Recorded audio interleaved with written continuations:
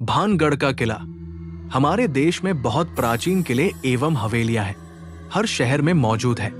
हर किला व हवेली अपनी एक अलग कहानी बयान करता है। कई किले एवं हवेलियां हमारे हिंदू राजाओं के हैं और कई मुस्लिम राजाओं के हैं। कुछ बड़े बड़े किलों एवं हवेलियों को सरकार ने अपनी हिफाजत में ले रखा है। इस किले से जुड़ी बहुत सारी कहानियां हैं। इस किले को भूतों का गढ़ भी कहा जाता है।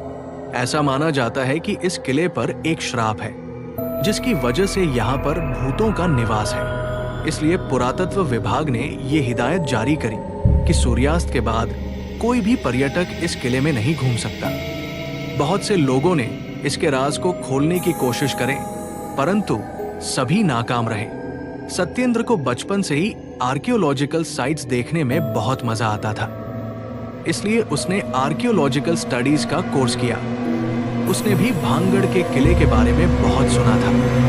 इत्तेफाक से उसकी नौकरी अलवर के पुरातत्व विभाग में लग गई। वहां भी उसने अपने सह कर्मचारियों से उस किले के भूत के बारे में बहुत कुछ सुना, क्योंकि वो इसमें विश्वास नहीं करता था।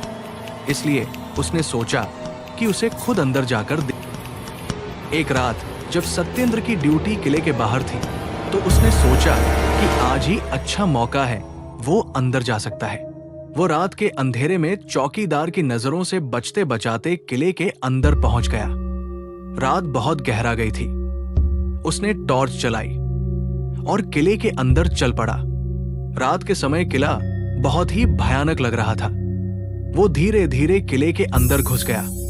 अब वो किले के उस हिस्से में खड़ा था जहां पर सबसे सुंदर नक्काशी का काम हो रखा था। उसने किले की दीवारों पर टॉर्च मारी। तभी उसे ये एहसास हुआ कि किले की दीवारें खुद ये देख वो बहुत हैरान हुआ कि दीवारों के अंदर से खुद ही रोशनी निकल रही थी। उसने दीवारों के नजदीक जाकर उन्हें छूने का प्रयास किया तो उसको एक जबरदस्त झटका लगा। काफी समय तक उसके हाथों में जलन होती रही। तभी उसे थोड़ी दूर से घुंघरुओं की आवाजें में आने। वो ध्यान से उस आवाज का पीछा करते हुए उस तरफ चल पड़ा। वो आवाज उसे एक बहुत बड़े कमरे की तरफ ले गई, जो उस जमाने में राजा का मुख्य महल हुआ करता था।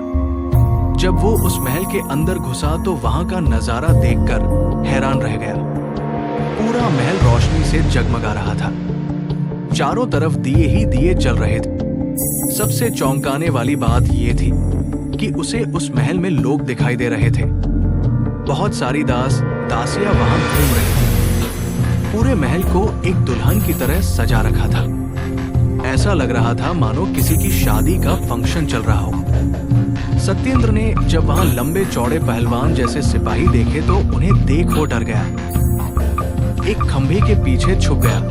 तभी एक पहरेदार ने राजा और रानी के आने की घोषणा की। उनकी आते ही ढोल बजने लगे और दासियां फूलों की वर्षा करने लगी।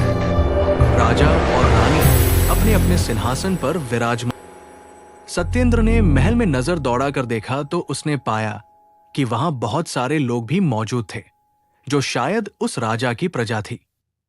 राजा के सिंहासन के सामने बहुत सारे छोटे सिंहासन थे, जिन पर बहुत से मंत्री बैठे हुए थे।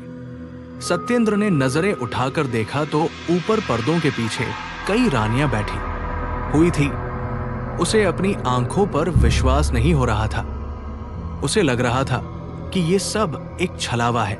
वो जैसे ही खंभे के पीछे से निकल आगे बढ़ने को हुआ तो पहरेदार ने राजकुमारी के आने की।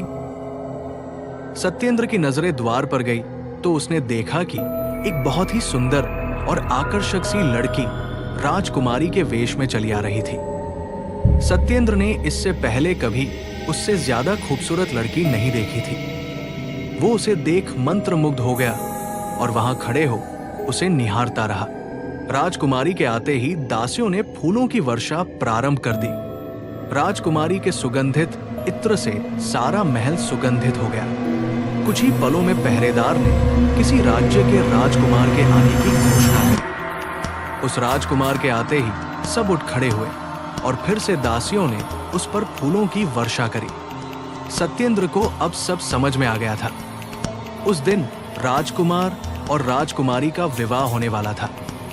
उसे अभी भी यही अनुभव हो रहा था कि ये सब जो उसे दिख रहा है वो एक छलावा है, पर वो उस राजकुमारी के रूप, सौंदर्य से इतना मोहित हो गया था कि वहां खड़े